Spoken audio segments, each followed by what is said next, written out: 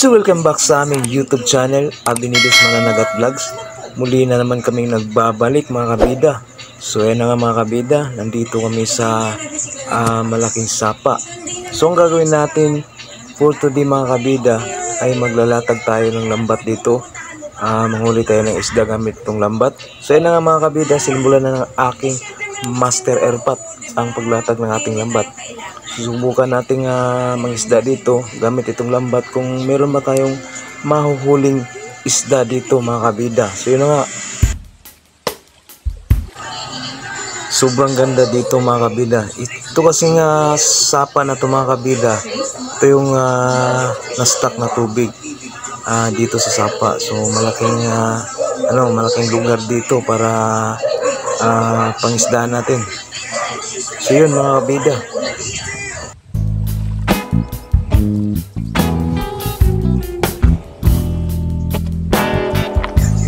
Ayun, so yun mga kabida, sinimulan na ng aking airpot ang paglatag ng ating lambat. Ayan, yan nga, ilalatag na yung lambat natin para simulan na tayong huli ng isda dito mga kabida.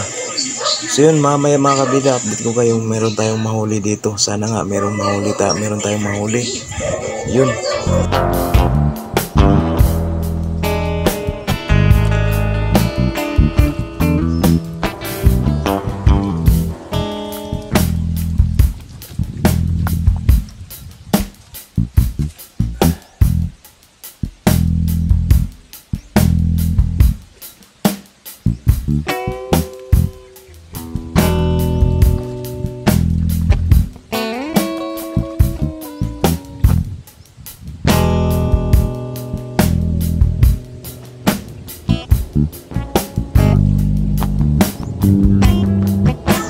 So yun nga mga kabida, yun, andun si Jundre sa kabila. So nilibot nila yung lambat para itrap nila yung isda kung meron mang isda dito mga kabida.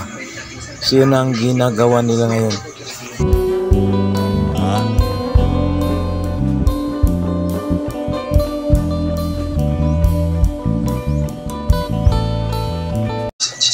So yun nga mga kabida, sinimulan na ng aking master airpot ang pagsisid ng lambat natin. So ang gagawin niya dito mga kabida ay unti-unti niyang magkakalapit yung nasa dulo, yung nasa gitna mga kabida, hanggang lilit yung circle na yun. Tapos yung isda na nasa gitna nasa loob ng lambat ay matatrap. Yun ang dahilan kung bakit mahuli yung isda kung mayroon mga isda dito mga kabida. So titingnan lang natin mga kabida mamaya kung meron ba tayong mahuli isda ngayon. So yun mga kabida.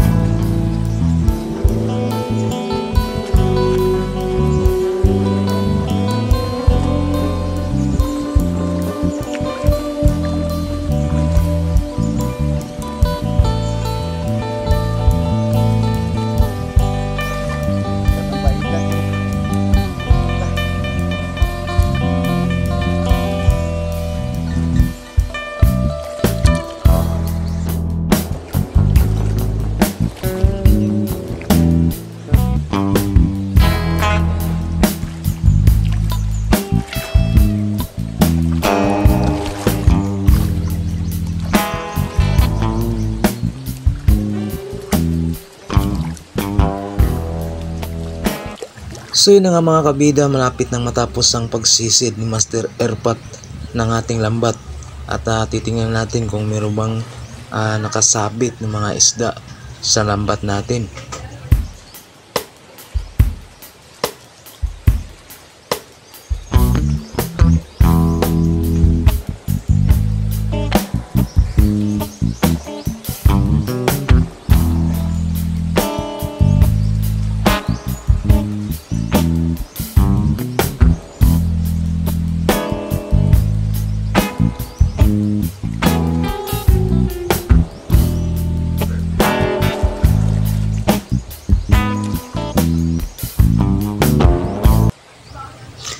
So yun nga mga kabida, kami po ay humingi ng pasensya sa lahat ng mga viewers namin, sa lahat ng mga sumusuporta sa YouTube channel na to, na hindi kami masyadong nakapag-upload muna ng mga video dito sa channel na to dahil busy kasi sa mga kabida, busy sa trabaho, pangkabuhayan natin para sa pamilya natin.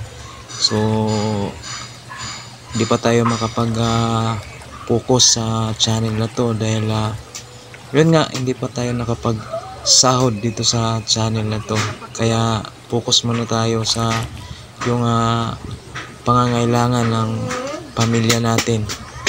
Kaya yun mga kabida, so sa lahat ng mga nag-subscribe sa channel na to, sa mga hindi pa nagsusubscribe, sa mga bago pa lang, kami po nagpapasalamat. Sana po ay huwag niyo pong kalimutan na mag-subscribe. Click na rin ang bell notification para lagi kayong updated sa mga bago naming video na i-upload.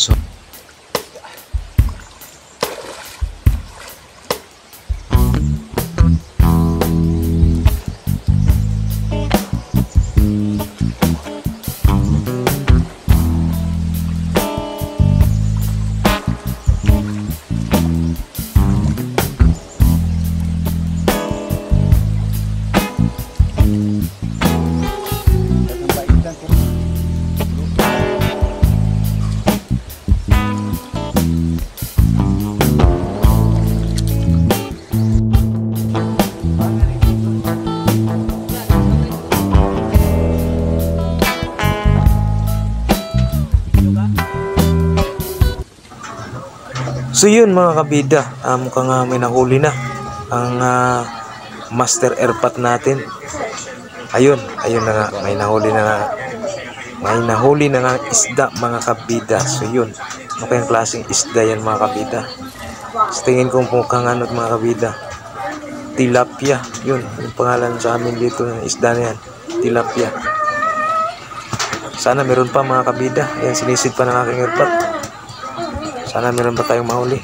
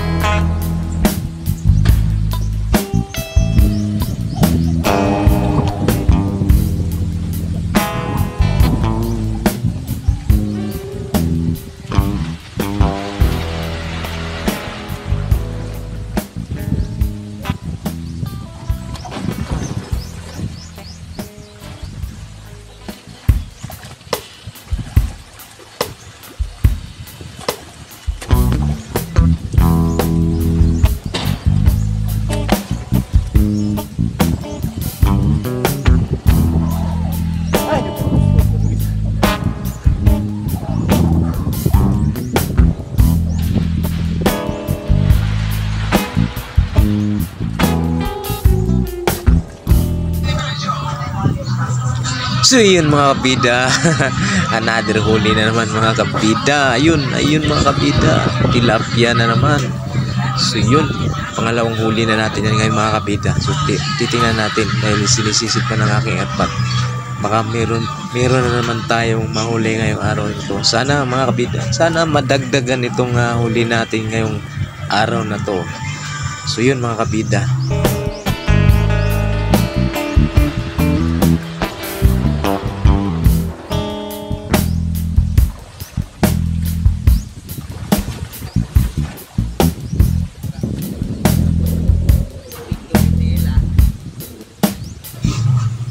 So ayun ang mga kabida, another blessing na naman. So yan, lapag mo na yan, Master John Ray. Mukhang malaki-laki itong nahuli, itong pangalawang nahuli natin ngayon mga kabida. So yun na nga, talagang meron pa talagang nakasabit sa lambat natin ngayon. Sana meron pa mga kabida para meron tayong pang-ulam mamaya. Yun.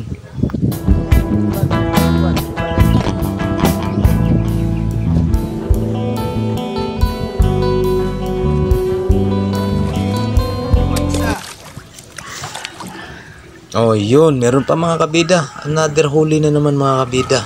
Mukhang malaki-laki na itong tilapia na ito mga kabida. So, yun yung hinawakan Master John Ray. Yan, lapag mo na yan. Master John Ray. Yan, ito yung huli natin. Yung pang-apat na yata itong nahuli natin mga kabida. Sana meron pa. Mukhang nararamdaman ko mga kabida. Mukhang meron pa tayong mahuhuli ngayon. Dahil nga nakaka-apat na tayo. So yun mga kabida. Ayan mga kabida, meron pa. Ayun. Ayan mga kabida. Galing naman. Huli na naman. Wow, good size pa rin mga kabida. So yun. Ayan mga kabida, ayos na ayos. Ayan. Nawakan ni Master John Ray. Galing. Sana meron pa mga kabida. Sana meron pa tayong mahuli ngayon. Titingnan natin mga kabida. Titingnan natin. Yan, sinisid pa ng aking airpot mga kabida. So yan.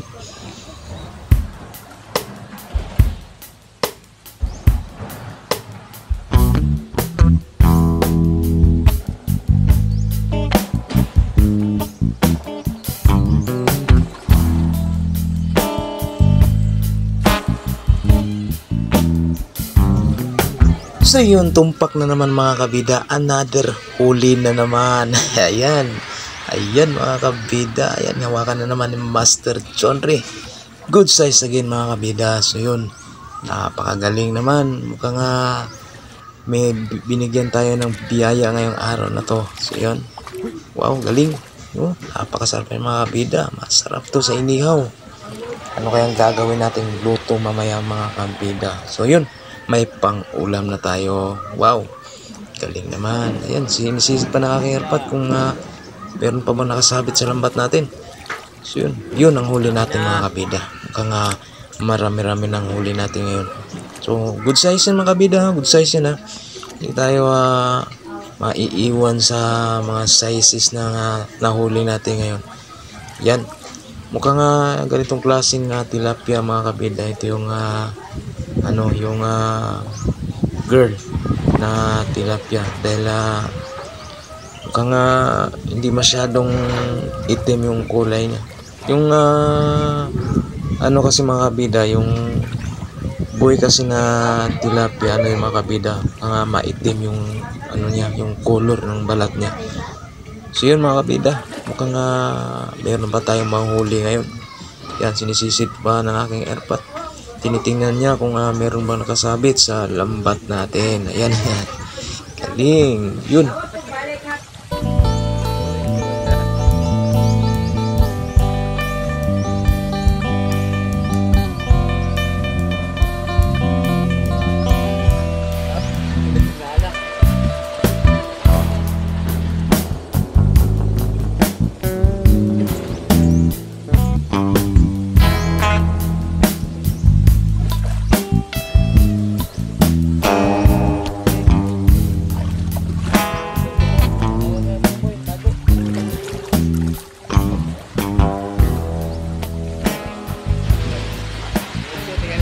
medyo malaki.